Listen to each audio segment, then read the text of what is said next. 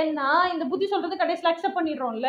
புத்தி என்ன சொல்லுதோ அதைத்தான் கேட்குறோம். அதை இப்படிலாம் பண்ண முடியாது. எத்தனை பேர் மனசாட்சி சொல்றது கேட்டு அப்படியே வாழ்றோம் இல்லையா? ஸோ இப்போ இதுல என்ன சொல்ல வரேன்னா, இந்த 4 விஷயத்தையும் தனித்தனியா பிரிச்சு பார்க்கணும்ல. அப்போ நம்ம இப்போ இப்போ இந்த மெக்கானிசம் தெரிஞ்சிருச்சு. இப்படிதான் வாழ்வியல் சூழல் டெய்லி நடக்குதுங்கிற மெக்கானிசம் உங்களுக்கு தெரிஞ்சிருச்சு.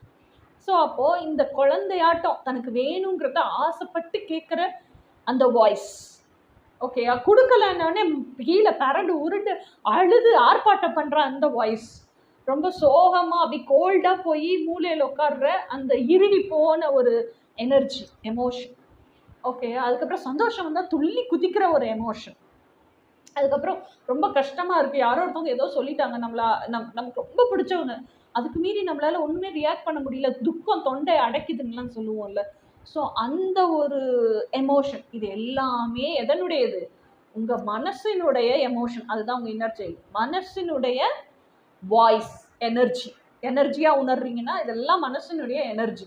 ஓகேயா, இந்த மனசு ஆசைப்படுறத பூரா எப்ப பார்த்தாலும் கண்ட்ரோல் பண்ணிட்டே இருக்கு பாருங்க. ஒரு வாய்ஸ் அம்மாவோட வாய்ஸா கேட்கும் பயத்துல, இல்ல நம்மளே நம்மளை கண்ட்ரோல் பண்ணிக்கிற வாய்ஸா கேட்கும், இல்ல நம்ம டீச்சரோட வாய்ஸா கேட்கும், இல்ல நம்ம ஃப்ரெண்ட்ஸோட வாய்ஸா கேட்கும். இது பூராமே அந்த மேனிப்புலேட்டிவ் அண்ட் கண்ட்ரோலிங் எனர்ஜியா இருக்குல்ல, இது பூராமே பிரெயினோட வாய்ஸ், புத்தியினுடைய